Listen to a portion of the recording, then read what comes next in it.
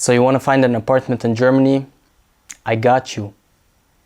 So ever since my last video, I've been getting a lot of comments and DMs on how to find an apartment in Germany, specifically from students who want to study here in Germany. Basically, all of them wanted to know what's the most cost efficient and fastest way of getting an apartment in Germany, specifically as a student. And some have gone as far as asking me if I have place in my apartment and if they can live with me. Yeah, sure, come on. But yeah, I've been living here in Germany for a little over 2 years now. I've lived in 4 different cities actually. I've lived in the east in Dresden, in the west in Kaiserslautern, and now in the south I've lived in Unterschleißheim and in Munich. And in each of those cities I've spent at least 6 months. So yeah, I had to get a contract for each one of them. So it wasn't just like a temporary stay or just like a hostel type of situation. So I've gained a little bit of experience moving around Germany. So yeah, if you're looking for an apartment in Germany as a student, here are my top 3 tips that I've actually used and that have proven to work for me. So yeah, these aren't just like some hypothetical thoughts that I think might work. I've actually used them and they have worked on several different occasions. And yeah, without wasting any more time, let's get straight into it. So my first tip is Studentenwohnheime, which are basically student dormitories. Now in Germany, most unis don't have their own dormitories, which means I'm talking about private ones that you can search for on the internet. So yeah, whichever city you're moving to, just go in your search engine, write the name of the city, plus Studentenwohnheime, and I'm pretty sure you're gonna find more than enough. And a quick overview for the student dormitories. Usually you get a single room with your own kitchen and own bathroom. I think sometimes it's shared, depends which one you go for.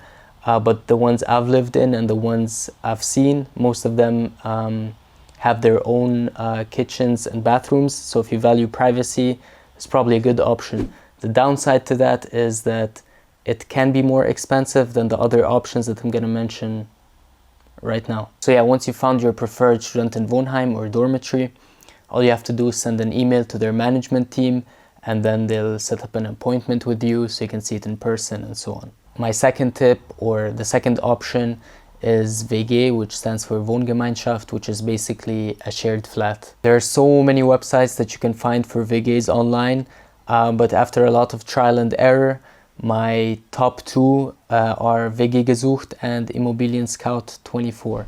And if I had to stick to just one, then I'd probably go with WG Gesucht. Now, one of the biggest pitfalls for people is that they usually have a standard text introducing themselves, who they are, what they're looking for, etc. And they're sending it out to all the different listings on each website. And the problem with that is that the house owners, they know you're doing that.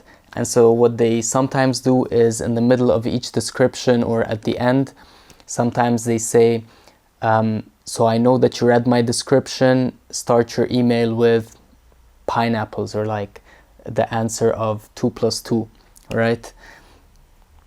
Because the people who posted that listing want the applicants to actually read the description. Sometimes very important information is written there, not just describing the house, but sometimes very valuable requirements. For example, sometimes owners only want girls or only people above 25, or there's so many different criteria for each one. And so yeah, make sure to read it. Now, of course, to increase your chances, you're probably gonna send it to more than just one listing on each website. And so I know it can be tough to read each and every single description. So my first recommendation is to basically scan each description, make sure that you answer to questions they've stated in the description itself, or if they want you to start an email a certain way, make sure you abide by those rules. Or an even better recommendation is to just directly call the owner. On most sites like WG Gesucht, for example, you don't only have the email, but you also have the phone number to the person you're contacting. So it's 10 times better that you call the person rather than send them an email, because first of all, they'll reply to you faster if they do answer, of course. And secondly, you can get to know a person much better through a phone call rather than just sending emails back and forth. It's kind of the same principle of why companies do phone interviews.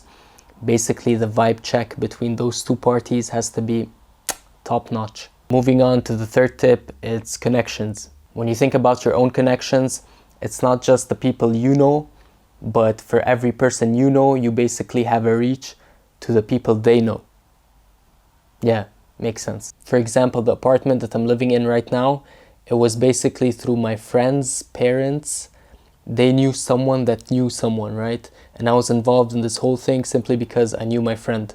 So my tip is not that you go ahead and spam every single person you know to make them help you find an apartment. That's probably the worst idea I can think of. But on the contrary, just select a few people that had something to do with the city you're moving to. Maybe they've worked there in the past, maybe they're there right now, or maybe just people who had something to do with Germany in general. I'm pretty sure you're gonna get much more out of talking to those people than just by spamming everyone. And another thing that will help out tremendously is if you keep people updated of where you're currently at. This could be done by a simple Facebook status update or an Instagram story, you name it. My whole point is that, for example, in my situation especially, and I'm pretty sure it happened to others, sometimes opportunities present themselves to you without you having to do anything. But obviously, for example, let's take my case. If my friend didn't know that I was in the same city as him, going to the same university, then he probably wouldn't have asked me about wanting to be his roommate. So out of all the 3 tips that I just mentioned, the first one with the Studentenwohnheime, the student dormitories, this can be the most expensive but also the easiest one to get. And then as you go down to the third one, the connection, sometimes you can get the best offers, so probably the cheapest, but probably the hardest to get as well. So what most people do is like stick to the second one, which is look for a WG online. There are plenty of them online. As I said, there's so many websites, and yeah, make sure to check out WG gesucht. This is not a sponsored video, by the way, but I found 2 of my apartments through WG gesucht. So yeah, it's definitely one to keep in mind, and definitely call the owners, as I said, and yeah, you'll get faster responses and hopefully you'll find your house in no time. I kind of lied about just having 3 tips. I have one more bonus tip. Actually, 2 more bonus tips. I just thought of another one. But the first one that I had in mind is Studentenverbindung, which is basically like a student organization, club, basically kind of like a fraternity, to be honest. This could be actually one of the cheapest options, but there's a little catch to it.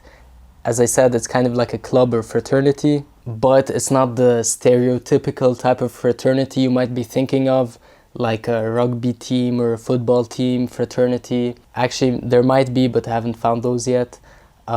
But what you'll most likely find, those Studentenverbindungen, so these like clubs, or yeah, you can call them fraternities, who do like sword fighting and a bunch of other things that I won't get into right now. But basically, each fraternity kind of has its own values, and they have different events and meetings each week or each month, and it's kind of like you have to commit and dedicate yourself to that family, I would say. So a popular thing amongst those fraternities is that even when you finish your studies and leave the city or country itself, you still fund the housing that the next generation is going to live in. And this is why the new members of that fraternity usually pay a very little amount, because the senior members are funding the housing.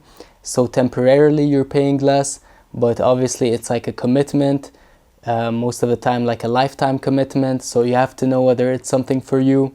And you'll even find them on like those websites I talked about, like WG gesucht, because it is kind of in the sense a WG, because it's a shared flat but with lots of people. It's usually like more than 20 for sure, whereas a normal WG I would say is between like 2 and 5 or 2 and 7 people, something like that.